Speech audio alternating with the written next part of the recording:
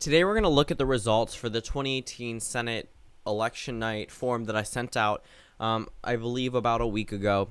I sent that one out and I allowed you guys to vote for each state for your respective political party or which candidate you believe would win in each state. So the reason why I'm not doing this as an election night now, I will be coming out with an election night about a little bit later on because I'm working on a couple of other videos, but I just came out with a huge election night actually yesterday. So if you guys haven't seen that yet, I'm pretty sure most of you already have. It's pretty much a 2018 full coverage MSNBC election night, of course, for the midterm elections. So if you want to see that, you'll probably see it in the suggested or just on my channel in general. But the reason why I'm coming out with this now is you guys can see the results ahead of time, because I actually was very surprised by this map. Not in a bad way. I was just looking at the margins, and I can tell you the margins as I go through each one. There wasn't that much of a difference than a map that I might put forward, and that's kind of good. I mean, you guys aren't really the most partisan voters, and when it comes to seeing a number of YouTube comments that people tell me that I'm biased for a number of predictions, you guys were pretty much all the same on how I would have done this map. So when we're going through it and it looks a little similar and it looks very realistic, it's because it was decided by you guys, and you guys came together and built this, and the margins weren't too crazy. So there was no close state. None of these states were decided 51% to 49%. None of these were close.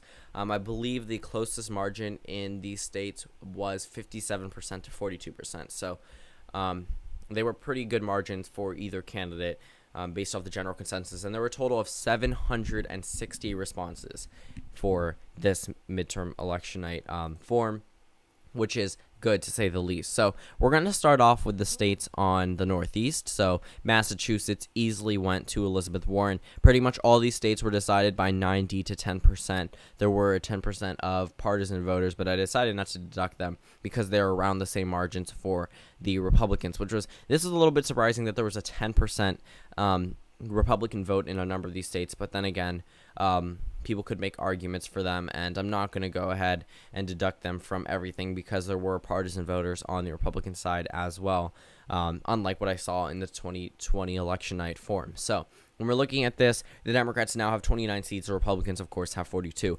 Vermont actually had one of the larger margins between Bernie Sanders and I believe it was another Republican candidate, but I didn't exactly have them yet. I don't have them off the top of my mind just yet, but Vermont easily went to Bernie Sanders. Maine was also easily in Angus King's column. Again, a number of these states weren't really toss-ups. New York, not even close. Kirsten Gillibrand easily won here. Over in Pennsylvania, this one was around the same margins as my home state of Maryland, just not as safe for the Democrats. It was nearing 80% margin for the Democratic candidate, but the rest were for the Republican nominee. But again, it wasn't anything too contested. It wasn't like a hotly contested race.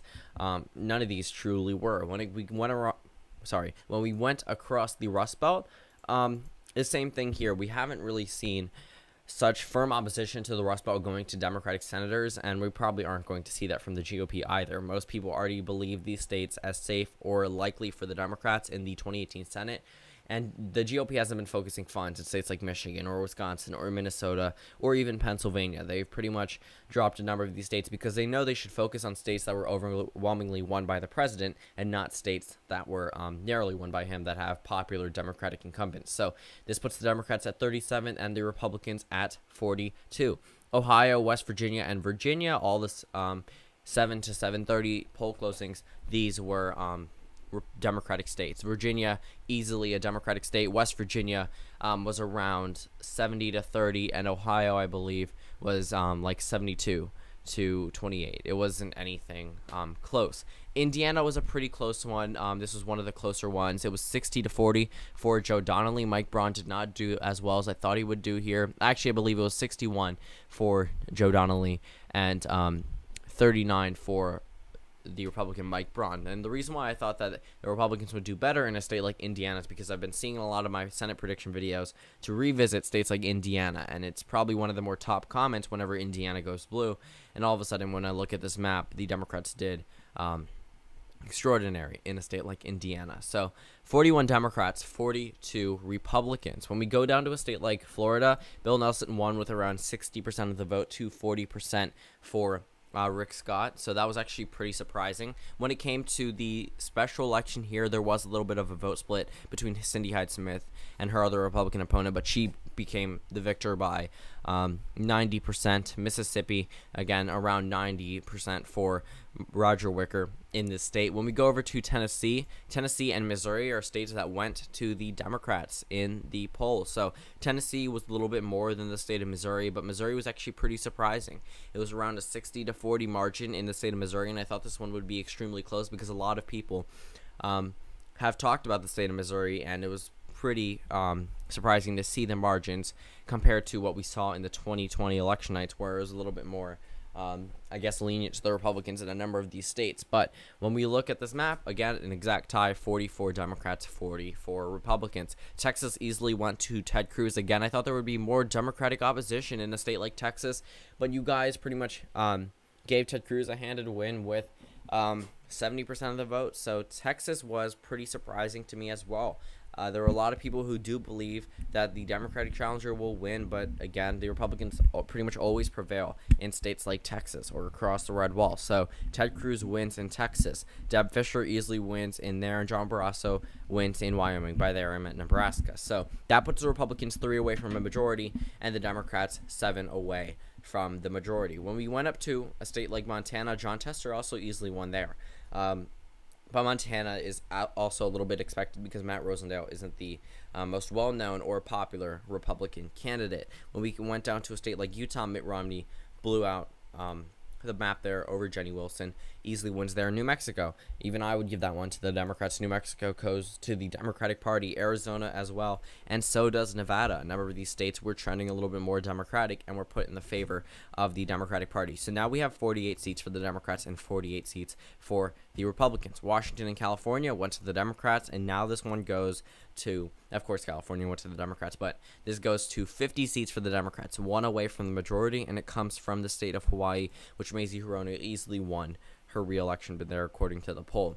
This state that was the closest was the state of North Dakota, and with seeing a trend in a number of other states that pushed the favor in the favor of the Democrats, where we saw margins of around 70-30 for a number of Democrats, we saw a margin, I guess you could round it to 60% for the Republicans, but North Dakota was the closest state, which gave Kevin Cramer pretty much a good win over Heidi Heitkamp. So 51 Democrats, 49 Republicans. Here's what the composition looks like come January 2019. Again, 51 Democrats, 49 Republicans.